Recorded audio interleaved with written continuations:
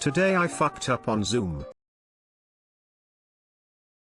So some background, I'm a college student and due to the current situation I am using Zoom on a regular basis for all of my classes. Typically in my in-person classes, I am usually just there and get my work done and leave. I usually just blend in and go under the radar in most classes. Basically, I have recently been seeing the memes and TikToks of students joining with funny backgrounds, and some are hilarious. So last night, I'm sitting in my room, bored, and decide I want to try some out for fun on my own Zoom call and see which one is the best. Basically, I found the best background to be this one and I'm just having a good time. I am thinking, who could consciously join their class with something like this with your face and your name on it? Mind you, I am under the assumption that this simply stays in one call and goes away. I am sure you can see the fuck up already. Fast forward to this morning, I join my literature class for presentation day, and I am not paying any mind to my own screen as I am half asleep and just woke up for this. Suddenly the professor gasps and starts cracking up, as does everyone else, when the professor is like /you/I am not on a plane, WTF is that on your screen, and I am like what's what? When I open my own screen and see myself in between the legs of the one and only time to drop out. FML. Too long didn't read, accidentally joined my Zoom call for my class with a large black tick in my background. Thanks for the gold. Professor and fellow students, I want to apologize. I sometimes can be a really big dick and hard to handle. Don't take it wrong please. I'm trying to get a softer side. I think I can grow on you if you just work with me a little bit. Now that is hilarious. I'll give you an F in chat for this one. His professor might give him an F as well, but not to pay respects. Bruv, I'm 3 minutes away from starting class and saw this post. I had a background image of George Costanza set up from goofing around last night. You sacrificed yourself for me, I am forever grateful. I hope the actual image you used was also censored. Says my face was between his legs, so it was censored, one way or another. Today I fucked up by forgetting that my dad is deaf. Last night I saw something no 16-year-old, let alone any year-old should ever see. My dad works in construction and spends most of his time around very loud power tools. He just recently went to the doctor to check out his ears and he was told he was losing his hearing, even though everyone knew that because you have to shout to talk to him. Well, last night I woke up from a 4-hour midday nap at around 10 o'clock and I deliriously remembered I had to take my medication. My mom keeps my meds in her room so she can distribute them to me when I need them, plus my parents' room is in a loft so I have to shout upstairs to let them know I'm coming. Go to their door and knock. No answer. Hello.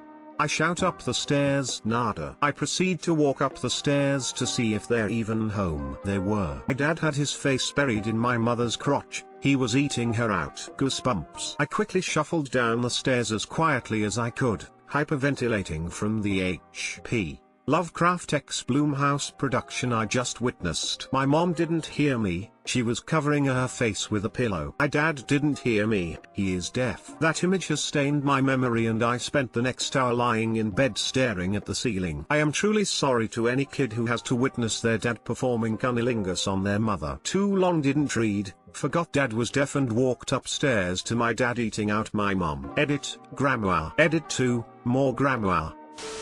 He was just reading your mom's lips.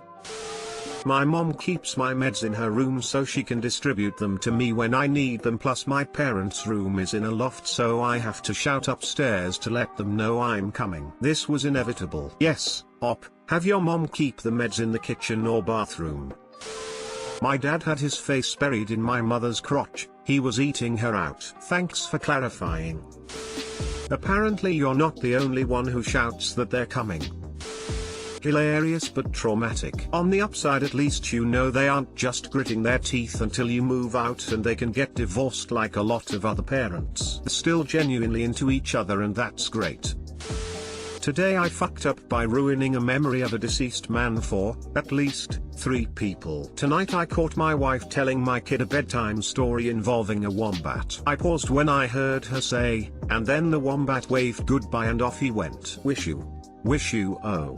I asked her later what those sounds represent and she told me his wings. When I explained that wombats don't have wings and are essentially huge marsupials, I broke her childhood. Her dad, a wonderful man who passed last year, used to tell her and her sister this same bedtime story. He immediately called her 40-year-old sister and asked her if she knew wombats didn't have wings. No. Then her widowed mom. No. All three were used to her dad's wholesome story about the talking wombat and apparently never came across a photo of the Australian animal in 37 years. Too long didn't read. I broke it to 3 adults that a wombat doesn't have wings, so their treasured childhood bedtime stories proved to be inaccurate. Edit. Thanks for the wonderful thoughts, awards, and interest from many of you. I know people want the bedtime story, but it's actually a series of stories. Think fairy tale meets Princess Bride. He intended to make some children's books, but for now they're still favorite bedtime stories. We may write them down soon,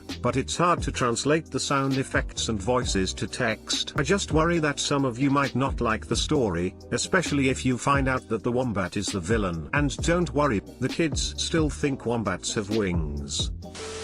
That is one long dad joke. The grenade joke. You drop it, and it explodes later. In this case, much later. I bet dad is somewhere up there cracking up right now. Or maybe he went his entire life not knowing what a wombat was either. How far back in family does this story go? I remember a lady once telling me she was horrified to learn in her 40s she had misunderstood RIP all her life. She made a comment in her professional environment about people writing RIP, rise if possible, and her colleagues asked what. They told her what it actually meant, and what followed was a conversation to her mother to get her to confirm that it did indeed mean rise if possible. No. Led to her whole life. The same dad signed his letters LOL thinking it meant lots of love. Do they know wombats cannot speak either? At least they're not living a lie anymore. That's my exact response to the angry parents at the magician-led birthday party.